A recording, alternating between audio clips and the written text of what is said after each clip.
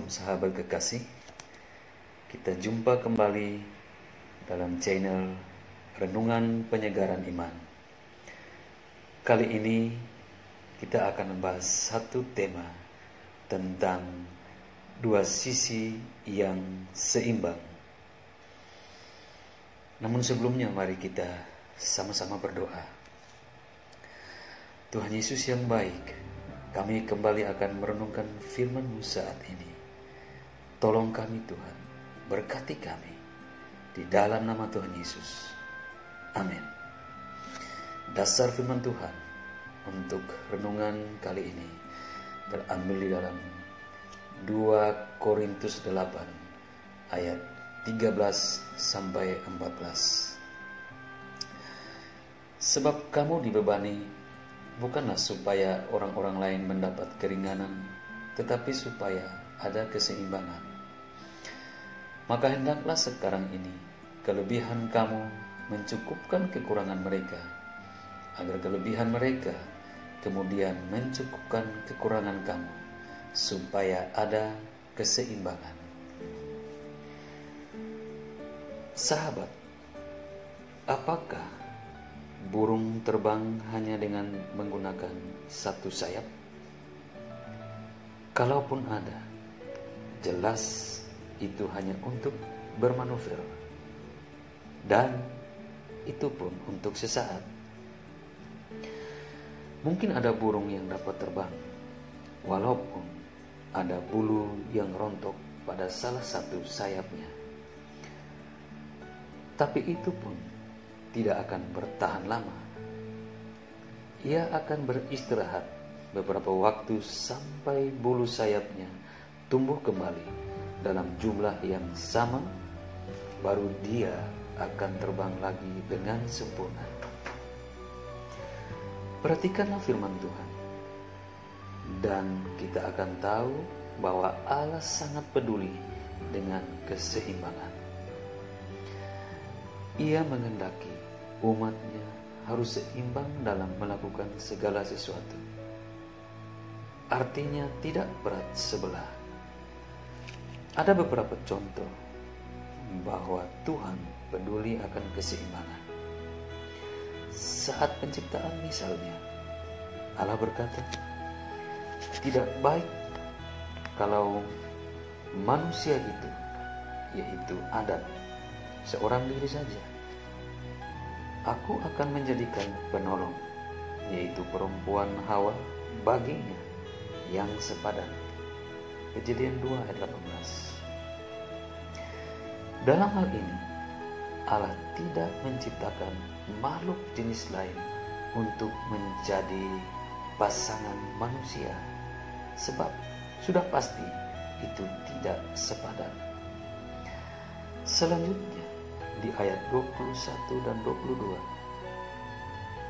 dari Kejadian 2 dikatakan bahwa dari rusuk laki-lakilah yang diambil sebagai bahan untuk menciptakan penolong itu, yaitu Hawa. Jadi bukan dari tulang kaki, sehingga laki-laki seenaknya memperlakukan perempuan, atau sebaliknya juga tidak dari tulang kepala, sehingga membuat perempuan mudah untuk memandang rendah kepada laki-laki. Jadi Allah mengambil tepat yang ada di tengah, yaitu tulang rusuk, supaya ada keseimbangan, dengan maksud untuk saling menolong. Dalam hal mengasihi pun, Tuhan menghendaki agar manusia tidak hanya mengasihi Dia, tapi juga mengasihi sesama. Kata Yesus, kasihilah Tuhan Allahmu dengan segenap hatimu, dan dengan segenap jiwamu, dan dengan segenap akal budimu. Itulah hukum yang terutama dan yang pertama.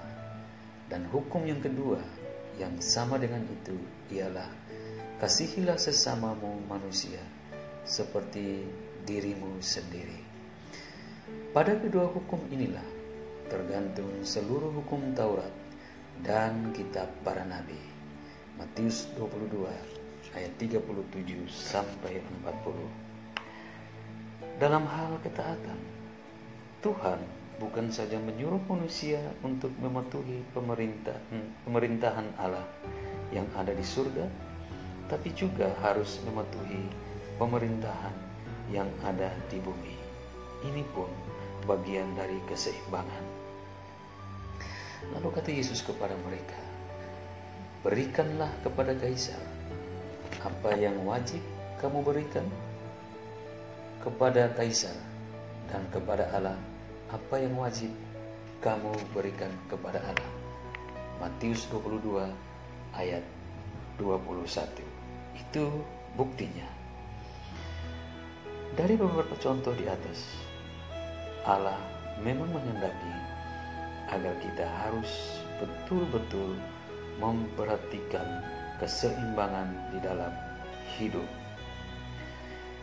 Kita tidak dapat berkata bahwa saya akan melakukan pelayanan rohani saja, yang lainnya tidak. Ini akan membuat kehidupan dari bagian yang lain itu terbengkalai. Demikian sebaliknya, kita pun tidak dapat berkata, saya sebaiknya hanya melakukan kegiatan untuk hidup saya yang berhubungan dengan perkara-perkara duniawi saja. Karena itu juga berarti akan membuat rohani kita kosong, dan tentu hidup ini akan menjadi sia-sia. Maka benarlah yang dikatakan Tuhan Yesus, berikanlah kepada Kaisar apa yang wajib kamu berikan kepada Kaisar, dan kepada Allah apa yang wajib kamu berikan kepada Allah. Di sini tentang hal jasmani, tapi juga tentang hal rohani. Berduanya berjalan seiring. Artinya bahwa bagian pelayanan yang harus kita kerjakan untuk Tuhan itu harus dikerjakan dengan sungguh-sungguh demi kemuliaan-Nya. Sebaliknya, bagian pelayanan yang harus kita kerjakan untuk kepentingan pribadi dan sesama itu pun harus dilakukan dengan sungguh-sungguh. Karena itu, ketika Yesus disalibkan, keseimbangan hubungan disatukan kembali. Bukan saja didamaikan dengan Allah, tapi juga hubungan di antara sesama pun diharmoniskan. Karena itu ingatlah bahwa dahulu kamu sebagai orang-orang bukan Yahudi menurut daging, yang disebut orang-orang tak bersunat oleh mereka yang menamakan dirinya sunat, yaitu sunat lahiriah yang dikerjakan oleh tangan manusia, bahwa waktu itu kamu tanpa Kristus tidak termasuk kewargaan Israel dan tidak mendapat bagian dalam ketentuan-ketentuan yang dijanjikan, tanpa pengharapan dan tanpa Allah di dalam dunia.